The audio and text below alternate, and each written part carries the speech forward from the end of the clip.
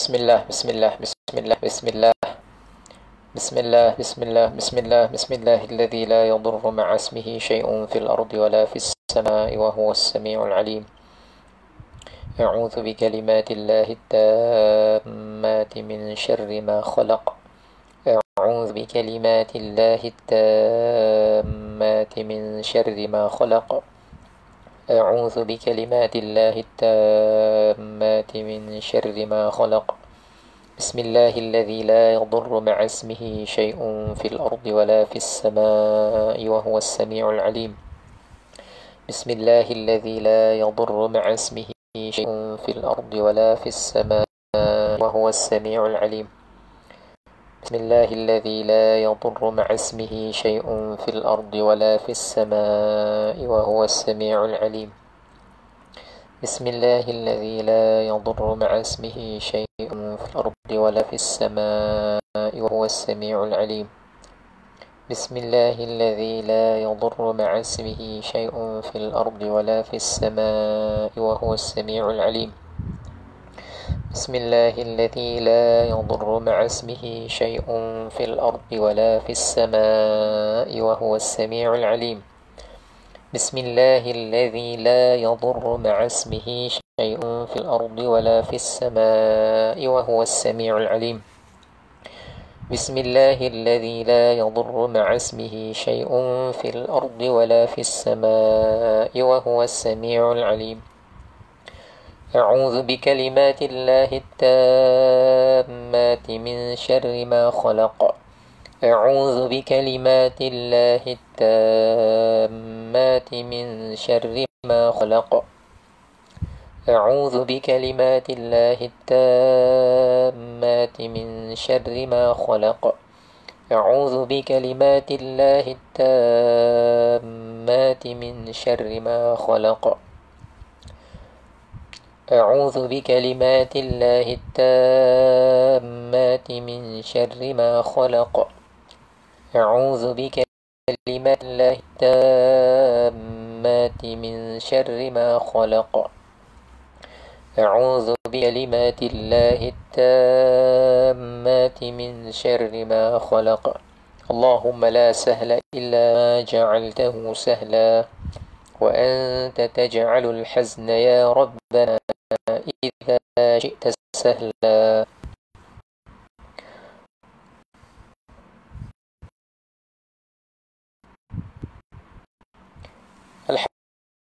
Alhamdulillah thumma alhamdulillah. Macam mana lain? Alhamdulillah tanpa indah okey. Alhamdulillah wa syukurillah Majlis Ilmu Selatan Audio Kuliah lain Kuliah Singapura Kuliah Khairiyah Usi Barakallahu fiikum. Dan dah like belum? Dah share belum? Nampaknya ramai yang info lain okey betul. Zaki beri semoga audio okey seterusnya mudah-mudahan insya-Allah. Pulai perdana main clear lebih baik daripada tadi. Barakallahu fiikum. Kita tengok insya-Allah dalam 5 minit ke depan. Mak saya kata pun okey. Mas, macam mana Kak Mas? Alhamdulillah tu maknanya apa? Alhamdulillah dapat online ataupun Alhamdulillah audio dapat didengari dengan baik. Tunggu lagi sikit. Berapa orang tadi? Dah lebih kurang 200 berapa tadi. Mungkin dia pun cuba live kita. Yang lain macam mana? Barakallah. Yongpeng lebih clear. Tak sangkut-sangkut juga Putus-putus juga Kak Tina dari Singapura. Dia kata macam okey di Taman Tun Aminah. Dapat Salniah Dolah Barakallahu fikum. Senai mula-mula okey tapi dah mula sangkut. Ahmad Tajuddin. Dia pakai Unify tapi dia kata sangkut-sangkut. Sangkut-sangkut semula. Bukit Dahlia sangkut-sangkut. Kalau tak boleh juga Rompin masih sangkut-sangkut. Afifah, saya fikir mungkin internet kita. Mungkin memang internet mana-mana tempat lah. Ramai yang respon sangkut-sangkut. Taman Delima sangkut tak dengar. Melaka Allahu Akbar. Ni daripada Muzaffar Shah ni. Allahu Akbar. Lama saya tak ke sana. Damai Jaya putus. Makin teruk sangkut semula. Kawan saya ni Ustaz Syari Haji Kardi. Sangkut-sangkut putus balik. Masai pun sama. Banyak respon. Okey. Baik. Ustaz guna line apa? Saya guna Celcom. Saya guna handphone Celcom. Kak Noraini Jamburi, Puan Alimah Hussein kata putus-putus. Mutiara Rini putus. Masih berpasir. Masya Allah. Baik. Pasir berdengung agaknya. Seri Gading tiram macam okey. Riyadh sangkut-sangkut. Allahu Akbar. Tengok Riyadh tuan-tuan, dari Saudi Kawan saya dari Saudi, Arab Saudi, Riyadh. Dia antara frontliner untuk tempoh COVID-19 punya cabaran ni. Batu Pahat, Kulai putus-putus. Baik, Adelina Iskandar off and on, sangkut-sangkut di Shah Alam, Perling, Taman Daya putus-putus. Okey, tuan-tuan yang dirahmati oleh Allah, barakallahu fikum. Saya Pudai Perdana pun putus semula. Baik, saya fikir terlalu banyak tempat yang agak kurang selesa. Dan saya mohon ampun dan maaf. Saya fikir memang masalah yang berkaitan dengan semua tempat. Austin Lakeview pun sama, Perling. Saya rasa line Celcom saya pun bermasalah. Saya rasa mungkin semua lah. Bukit Mutiara okey pula Pasir berdebu Ustaz, Masya Allah. Pasir berdengung ada, pasir berdebu ada. Taman Uda guna Unify Miri dah okey. Tapi dia okey sekejap-sekejap ada yang keep refresh on and off semua Terengganu clear Lakin okey. Barakallahu fikum. Tak apalah, kita tengok sedikit intisari apa yang ingin saya sampaikan secara ringkas saja Secara ringkas, tuan-tuan tengok pada muka surat 336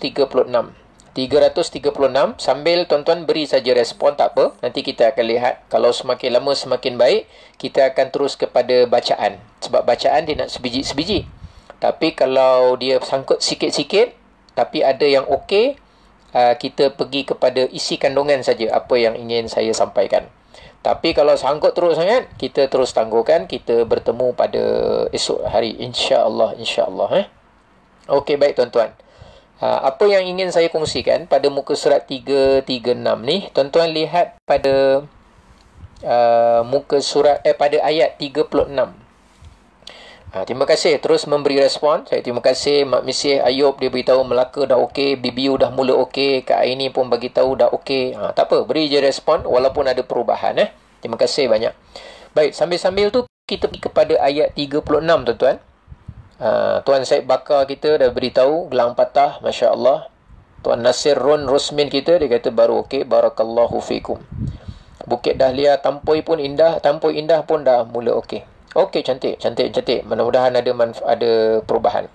Baik, sambil-sambil tu sebelum kita tengok yang lain semua respon okey, untuk kita baca, kita tengok makna sikit Wal budna, dan unta-unta itu kami jadikan ia lakum min sya'airillah. Kami jadikan dia itu sebahagian untuk kamu. Dia adalah sebahagian daripada syiar-syiar Allah. Lakum fiha khair. Dan bagi kamu juga pada unta-unta itu ada banyak kebaikan manfaat. Ni cerita pasal korban tak lama lagi kita insya-Allah akan hari raya korban jadi ni cerita pasal unta ni. Okey. Kemudian fadhkuru smallahi 'alaiha sawaf. Maka sebutlah nama Allah ke atas binatang tersebut masa kita nak sembelih tu, dalam keadaan dia berdiri. Dalam keadaan apa? Sawaf. Ini hari tu kita belajar kan? Kalau dari segi hukum tajwid dia. Sawaf.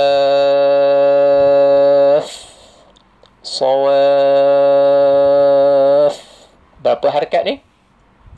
Berapa harakat? Pandang dia adalah 6 harakat. Taman Delima 1 semakin jelas. Pandan Indah KL, Abdul Rahman Abdul Hamid kata dah okey. Nampak makin cantik ni. Saya baca sikit-sikit ni. Baik. Sekarang ni, maka sebutlah nama Allah ke atas unta tersebut dalam keadaan dia posisinya berdiri. Posisi dia apa? Berdiri. Di sini sebahagian ulama tafsir mengatakan kenapa disebut dalam posisi berdiri? Sebab lazimnya unta tu disembelih dalam keadaan unta tu posisi dia posisi berdiri posisi berdiri. Kalau tuan-tuan tengok dekat 6 harakat, Kak Nur Kiamat Saleh kata 6 harakat. Betul lah tu. Kita panggil dia apa? Mad lazim. Kita panggil dia apa? Mad lazim. Mad lazim kalimi ke harfi? Dia bentuk dalam kalimah ke dalam huruf? Dia bentuk dalam kalimah kan? Kalimah, satu kalimah. Sawaf. Dia satu kalimah. Jadi kita panggil dia mad lazim kalimi.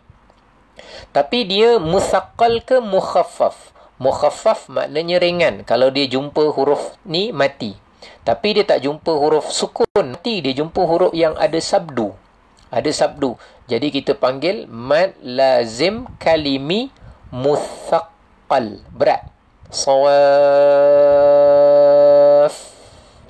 Jadi panjang dia adalah 6 harakat. Baik. 9. Kemudian saya nak tengok. Fa'idha wajabat junubuha. Apabila telah jatuh lambungnya, maknanya dah meninggal, dah matilah. Binatang tu dah selesai. Dah selesai. Fakulu minha. Mad lazim kalimi mukhaffaf. 6H, 6 harakat. Barakallahu fikum. Fakulu minha. Bila nak sembelih tu dah selesai, masa melapah, maka makanlah daripadanya. Jadi binatang korban tu makanlah. Wa at'imul qani'a, dan berilah makan kepada kumpulan qani'. Qani' ni maknanya apa? Daripada perkataan qana'ah. Qana'ah ni maknanya merasa cukup. Di antara sifat mulia seorang Muslim ialah ada sifat qana'ah.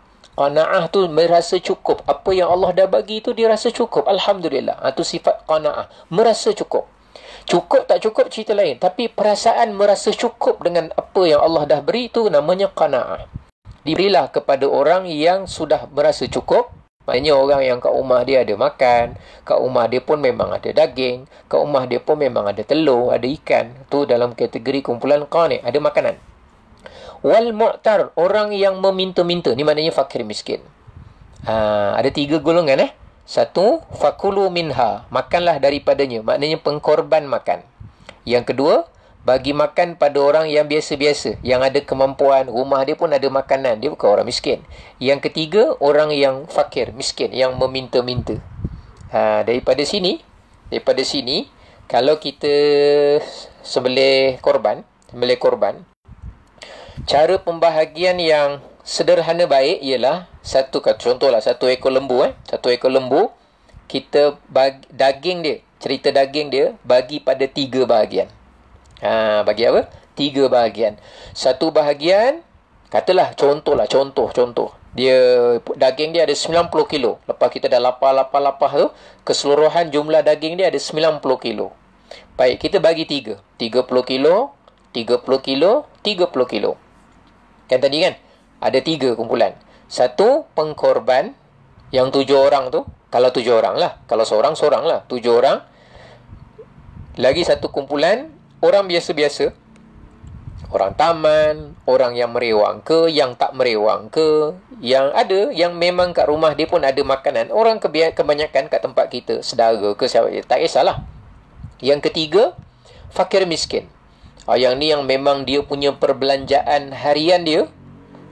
Kalau dia tu kos satu hari makan asal lepas pagi, petang, tengah hari dengan malam untuk tutup lapar, satu keluarga perlukan minimum katalah RM30. Tapi dia kerja gaji dia RM20 aja. Dia sentiasa kurang daripada keperluan asas dia. Tu dalam kategori fakir. Jadi 30 kilo bagi pengkorban. Maknanya yang 7 orang tadi tu 30 tu bagi 7. Bagi lah 30 kilo tu pecah. 30 kalau nak bagi 7 apa? 7 kali 3, 21.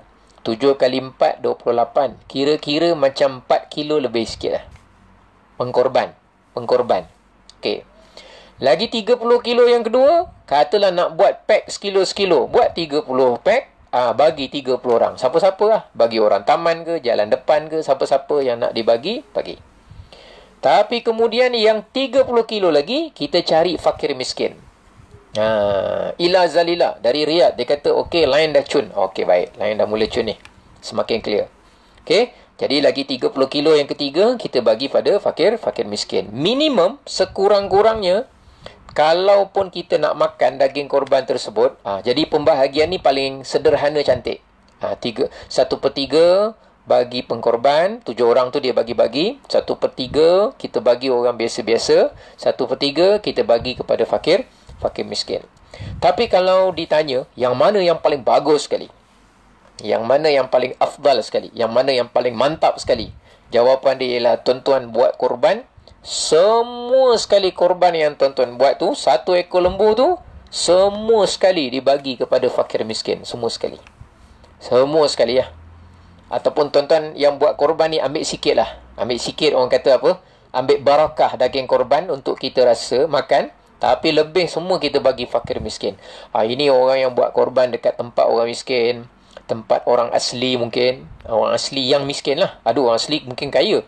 Orang asli yang miskin. Maknanya tuan-tuan buat secara yang paling afdal sekali lah. Tapi kalau tuan-tuan nak buat di rumah. Di rumah. Bukan di masjid tau. Tuan-tuan nak buat di rumah. Sendiri punya. Pakat-pakat sepupu, kita buat korban. Pakat-pakat pakcik, kita buat korban. Pakat-pakat adik-beradik, kita buat korban. Berbetulan pula dalam adik-beradik kita ada seorang memang pandai sembelih. Memang dia pandai sembelih. Sembelih lembu boleh, sembelih kambing boleh. Dia boleh. Jadi kita tak rasa risau. Lapar tak apalah, dia tekong, kita ikut je arahan dia. Katalah dia pandai sembelih. Apa tuan-tuan nak buat? Katalah satu ekor lembu tu dah sampai depan rumah. Kat kampung lah. Ni contoh ni kat kampung. Buat kat rumah. Yang masjid dia buat urusan dia lah. Tuan-tuan buat yang kat rumah. Bagus juga tu. Menghidupkan syiar. Pada hari raya Idul Adha tu. Buat kat rumah. Baik. Sekarang ni ramai saudara-saudara datang. Saudara datang, sepupu datang. Apa tuan-tuan nak pastikan? Yang pastikan. Bila tuan-tuan sembelih saja binatang korban tu. Minimum. Mesti juga ada sikit daripada daging korban tu yang diberi juga pada fakir miskin. Minimum mesti ada. Minimum. Contohnya kalau satu ekor lembu, katalah dapat 90 kilo, tuan-tuan ambil daging sekilo. Kan ada 90 kilo, banyak. Tuan-tuan ambil daging dia sekilo. Sekilo ni kenapa? Sebab dia tu kira jumlah dia, amount dia sekali makan kenyang lah. Sekali makan kenyang. Ambil daging sekilo, kemudian tuan-tuan masuk dalam beg plastik. Ada fakir miskin yang paling dekat sekali dengan tempat tuan-tuan. Tuan-tuan dan puan-puan beri sedekah kepada fakir miskin tersebut. Yang sedekahnya apa? Yang pertama daging. Bukan perut, bukan limpa, bukan jantung. Nak tambah limpa, perut, jantung boleh. Tapi yang mesti bagi daging. Dan tuan-tuan bagi dia dalam keadaan dia mentah. Bukan dimasak, mentah. Daging mentah. Jumlah dia sekira-kira sekali makan kenyang. Letak je lah sekilo, senang cerita. Letak sekilo. Sok beg plastik, tuan-tuan bagi fakir miskin. Bila bagi je, fakir miskin dapat, lebih kata dia ada berapa kilo? Ada 89 kilo. Yang itu tuan-tuan nak makan semua pun boleh. Pengkorban nak ambil semua ke? Ataupun nak bagi semua kumpulan yang qani'.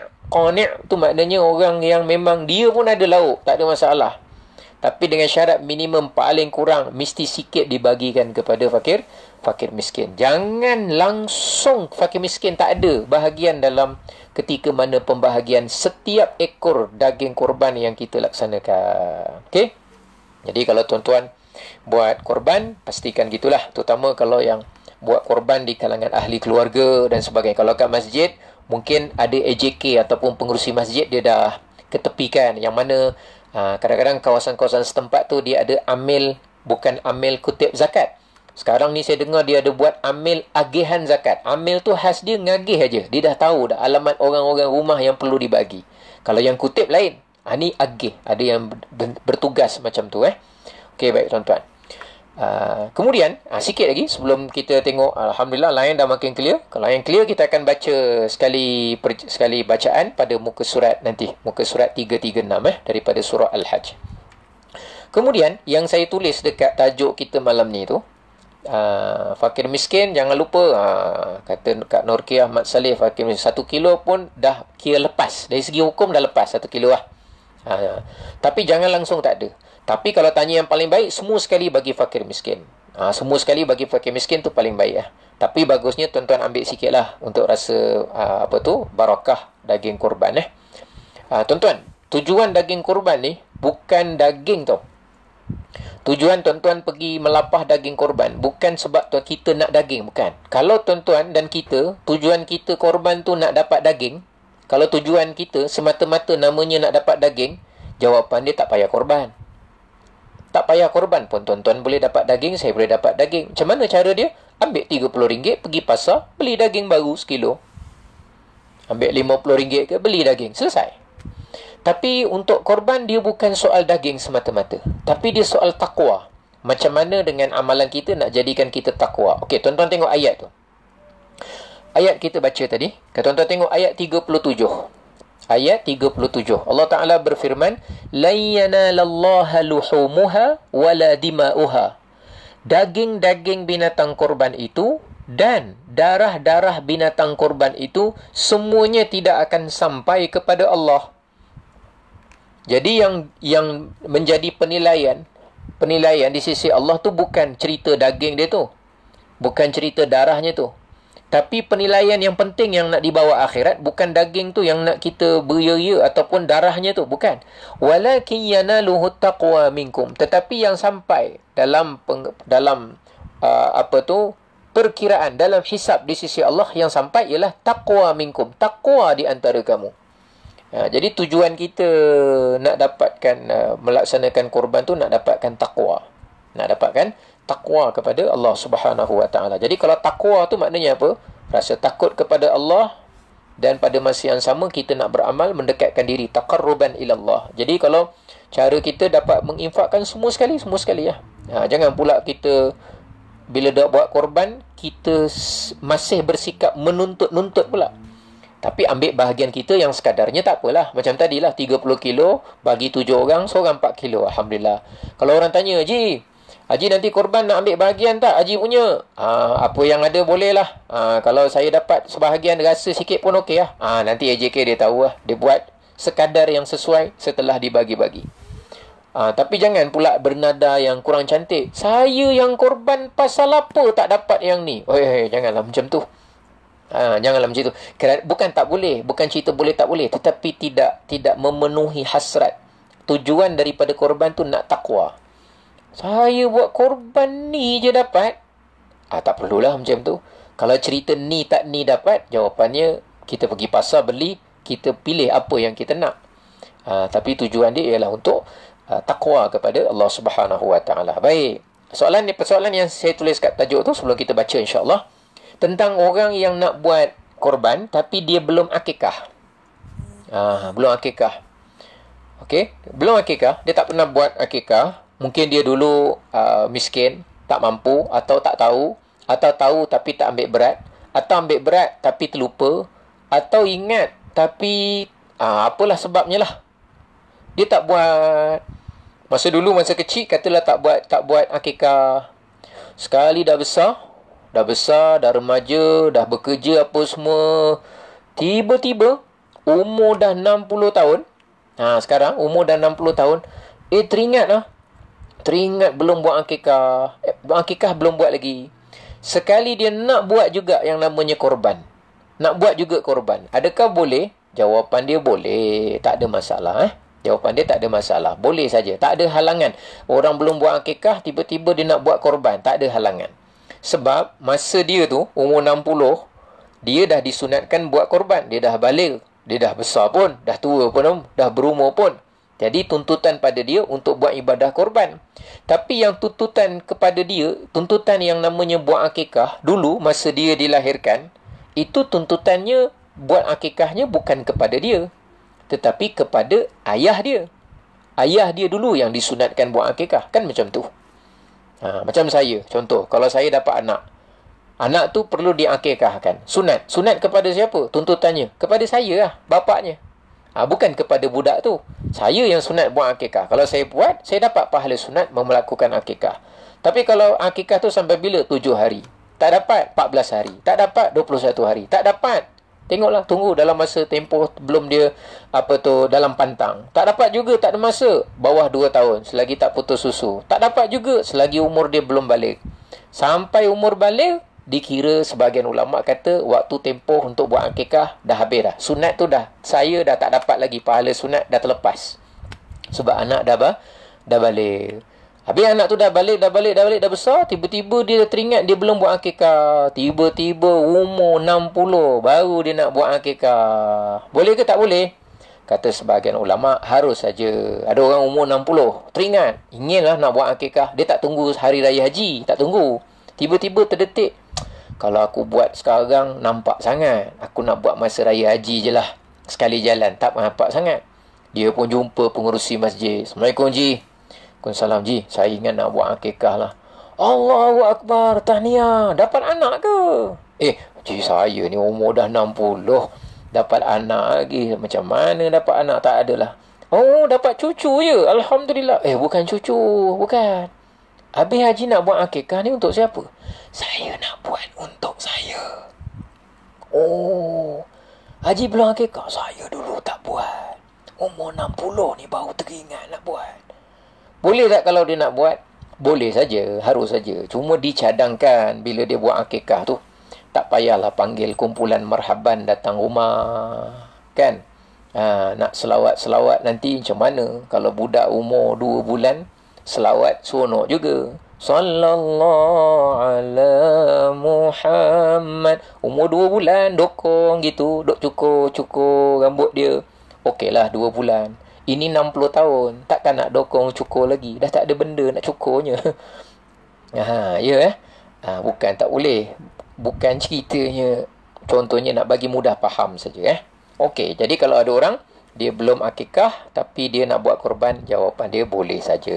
Tidak ada halangan. Okey, baik. Nak buat korban luar negara pun boleh, tak ada masalah. Cuma saya suka jangan sampai di tempat sendiri tersekat ibadah korbannya, atau terganggu, ataupun tergendala ibadah korban. Bagus dibuat di tempat sendiri, tapi kalau kita buat luar negara, tak ada masalah, bagus juga. Selagi mana kat tempat kita tu tidak tersekat dan tidak tergendala ibadah korbannya. Okey, baik. Umur 60 nak kena dokong. Orang biasa pakai dokong, ni 60 nak cukur satu kumpulan marhaban tu, rasanya tak boleh dokong kot, pakai wheelchair agaknya. Wallahualam. Okey, baik. Barakallahu fikum. Kita masuk pada ayat 31, insya-Allah. Kita bacakan ayatnya. Mudah-mudahan Allah berkati rahmati kita, insya-Allah. Suara memang ada serak sikit. Tak apalah. Tuan Haji Sulaiman Ibrahim, dia kata rambut pun dah gugur Ustaz, tak boleh nak cukur dah. Akikah untuk bayi meninggal ketika baru saja dilahirkan, macam mana Ustaz? Boleh saja asal dia dilahirkan. Ustaz boleh buat drama, kata dia. Masya Allah, tak adalah kelakar, cuma bagi contoh tu, mudah-mudahan. Okey, baik. Sekarang ni kita terus kepada ayat 31, insya-Allah. Hunafa. أعوذ بالله من الشيطان الرجيم بسم الله الرحمن الرحيم.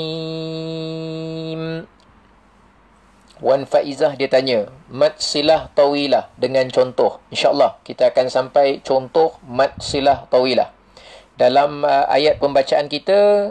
Kali ini tak silap saya tadi ada satu mad silah tawilah, kalau tak silap saya.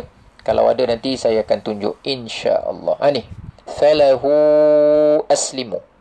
Okey, baik. Kita mula dari ayat atas dulu. A'udzu billahi minasy syaithanir rajim. Bismillahirrahmanirrahim. Hunafa'a lillahi ghayra musyrikin bihi.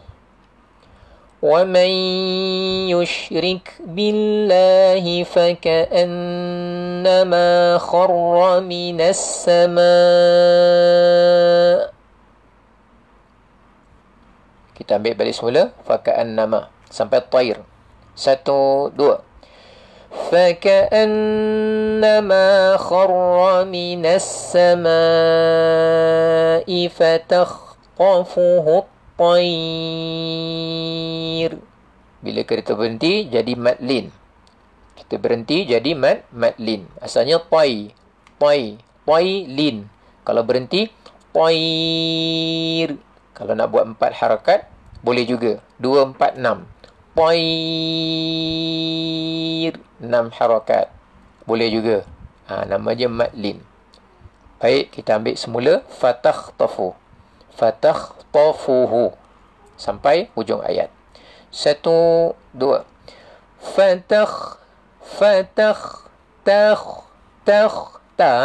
Jangan fatoh. Toh. Bukan toh. Takh.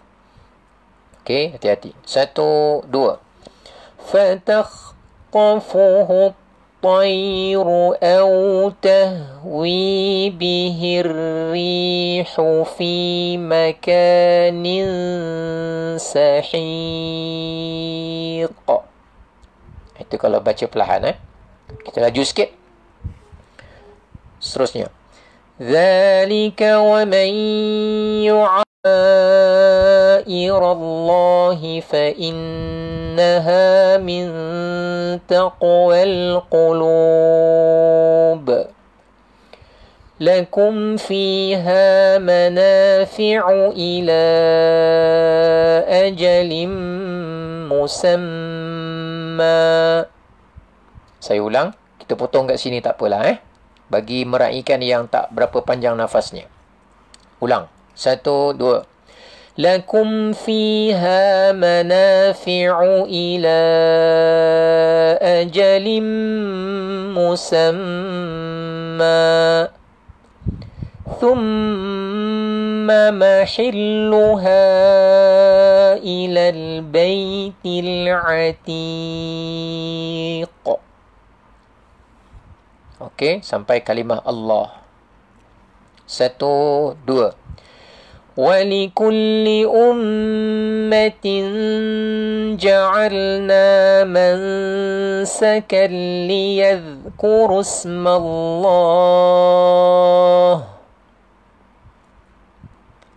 لِيَذْكُرُوا. 1, 2. لِيَذْكُرُوا اسْمَ اللَّهِ عَلَى مَا رَزَقَهُم مِّن بهيمة الأنعام فإلهكم إله واحد فله أسلموا وبشر المخبتين.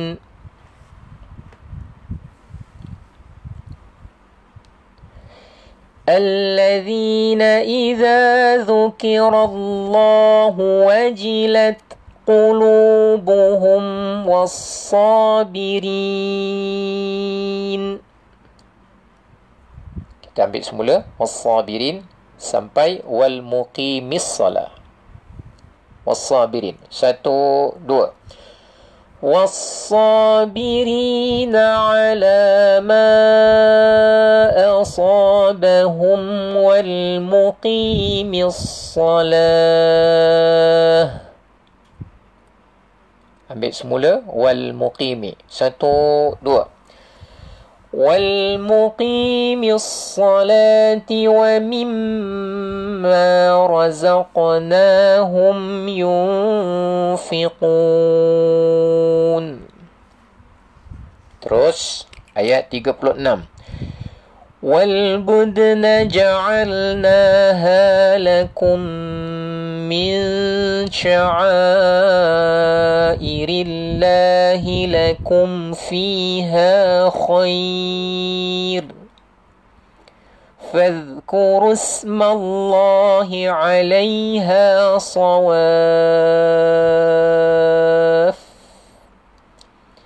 فإذا وجبت جنوبها فكلوا منها وأطعموا القانع والمعتر كذلك سخرناها لكم لعلكم تشكرون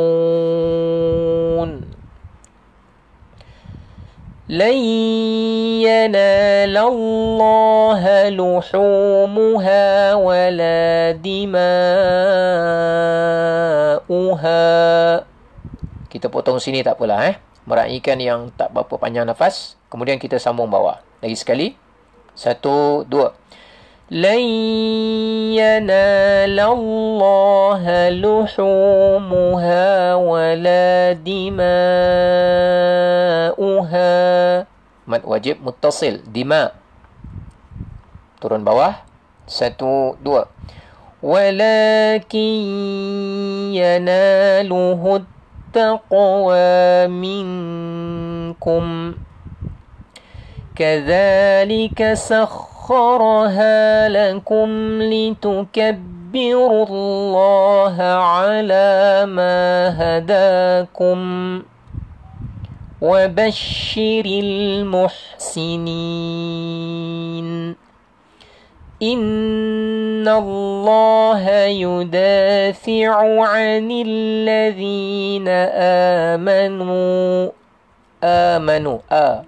mad badal. Kita ulang. Inna, jaga-jaga, wajibul gunnah. 1, 2. Inna Allah yudafi'u 'anil ladzina amanu. Inna Allah la yuhibbu kulla khawanin kafur. Sadaqallahul azim. Barakallahu fikum. Makniyah, macam mana makniyah? Nampak tak tulisan tak clear? Okey dah clear. Barakallahu fikum. Mudah-mudahan Jadi tuan-tuan yang dirahmati oleh Allah, itulah perkongsian yang dapat saya kongsikan pada malam yang berbahagia ini. Mohon ampun maaf sebab tadi line mula-mula tak clear. Kemudian kita restart handphone dan kita masuk balik. Alhamdulillah. Minta maaf dan insya-Allah esok kita jumpa. Tadi ada yang tanya, macam mana kalau kita nak buat korban bagi orang yang telah meninggal dunia? Arwah-arwah yang kita sayangi. Dulu kita dijaga oleh tok kita, dulu kita dijaga oleh tok saudara kita, dulu kita dijaga mungkin oleh pak cik kita, siapa, tapi orangnya dah meninggal. Kalau orang tersebut ada meninggalkan wasiat atau pesanan atau menyatakan keinginan dia untuk korban masa dia masih hidup dulu, dia pernah cakap dengan kita, Ngah, atuk ni dah tua, tapi tengok orang buat korban ni, atuk rasa macam cemburu pula lah. Tapi atuk ni tak ada duit. Besok kalau satu hari ada duit, inginlah rasanya kalau dapat buat korban. Oh, dia pernah ada tinggalkan pesan, ingin nak buat korban. Kalau dulu dia ada pesan macam tu, untuk buatkan korban, ataupun dia bagi tahu supaya kita buatkan korban, jawapan dia, tuan-tuan nak buatkan korban dia, buatlah. Boleh saja. Tapi kalau dia tidak ada tinggalkan pesan apa-apa, lagi cantik tuan-tuan buat sahaja untuk orang yang masih hidup. Untuk orang yang masih hidup. Tak apalah, untuk bahagian dia tu kita beri yang lain. Tuan-tuan beri sedekah. Ataupun tuan-tuan buat korban, ada orang dia sayang, tok dia yang bela dia dulu. Dia sayang sangat tok dia, nak balas jasa. Boleh, tuan-tuan kambing 1 ekor, tuan-tuan sembelih, nama tuan-tuan. Nama tuan-tuan. Mana nama kita lah. Contoh kalau saya Ilian Aminin, kambing tu nama saya lah. Nama saya, setelah kambing tu disembelih saja, lalu kita pun doa, tadah tangan, mohon kepada Allah, ya Allah, andai kata ada pahala, andai kata ada ganjaran daripada ibadah korban yang aku laksanakan pada hari ini, di hari yang mulia ini, hari Eid, hari raya yang besar bagi umat Islam pada hari ini, maka seandainya ada ganjaran pahala dari ibadahku ini, aku mohon supaya pahalanya dihadiahkan kepada si fulan. Kalau begitu, boleh saja kita lakukan. Hatta Rasulullah pun pernah menyatakan ketika sembelih kan, Anni wa amman lam yudahi min ummati. Ya Allah, ini dari aku dan daripada umatku yang tidak menyembelih di kalangan umatku. Ada ulama mengatakan lafaz yang disebut oleh Nabi tu, Rasulullah hadiahkan pahala. Maksudnya Nabi sembelih tu satu nama, Rasulullah seorang. Tapi Nabi niatkan pahalanya dihadiahkan kepada orang-orang yang tidak menyembelih. Orang-orang yang tidak menyembelih kan ada yang masih hidup atau ada yang telah meninggal dunia. Jadi daripada situ ulama mengatakan, sebagian ulama menjelaskan boleh untuk orang yang telah meninggal dunia, tapi kita niatkan pahala daripada ibadah korban tu. Tapi ibadah korban kita yang buat. Nama kita lah maknanya. Pahala ibadah korban tu kita dulu. Kemudian mohon kepada Allah. Andai kata ada pahala, kita kan tak tahu kan? Mungkin riak, mungkin takabur, mungkin rezekinya syubhah, kita tak tahu. Tapi kalau ada anugerah pahala, asbab daripada amal ibadah, mohon supaya dihadiahkan kepada si fulan yang kita maksudkan. Kalau buat macam itu, tak kisah. Dia wasiat ke, dia tak wasiat ke, dia pesan ke, tak pesan ke, jawapannya boleh saja kita lakukan. Yang saya cadangkan, yang nombor 2 ni, yang last tadi ni.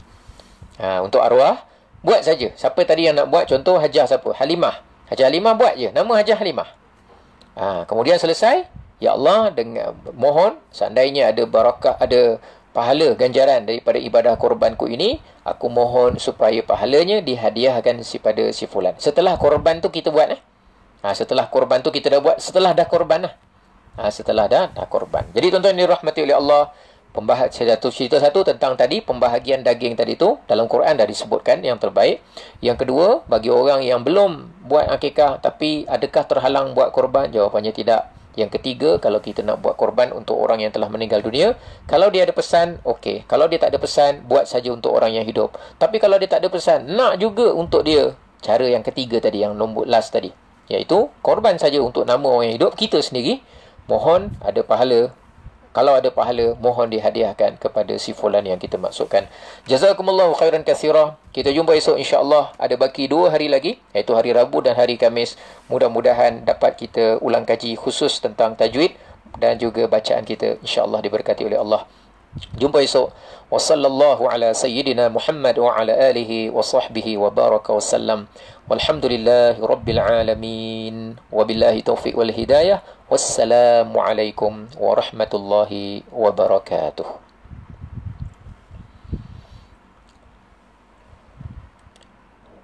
Allahumma arhamna bil Qur'an waj'alhu lana imaman wa nuran wa hudan wa rahmah. Allahumma dhakkirna منه ما نسينا وعلمنا منه ما جهلنا وارزقنا تلاوته آناء الليل وأطراف النهار واجعله لنا حجة يا رب العالمين. اللهم ارحمنا بالقرآن واجعله لنا عماما ونورا وهدى ورحمة. اللهم ذكرنا منه ما نسينا وعلمنا منه ما جهلنا وارزقنا تلاوته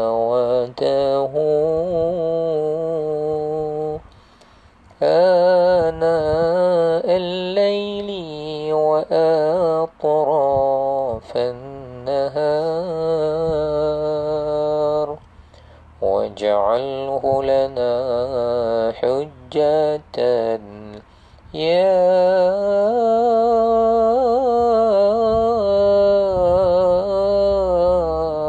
رب العالمين.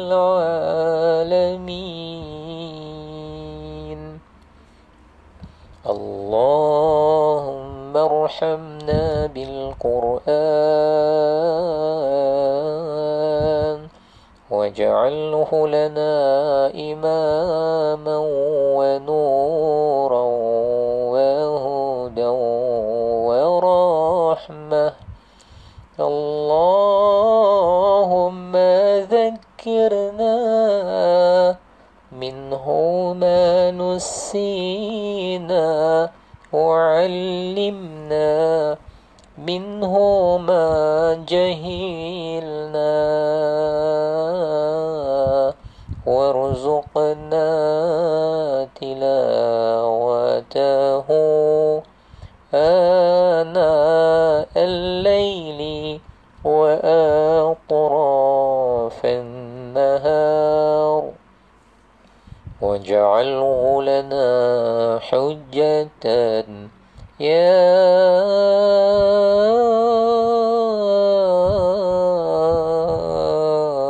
رب العالمين.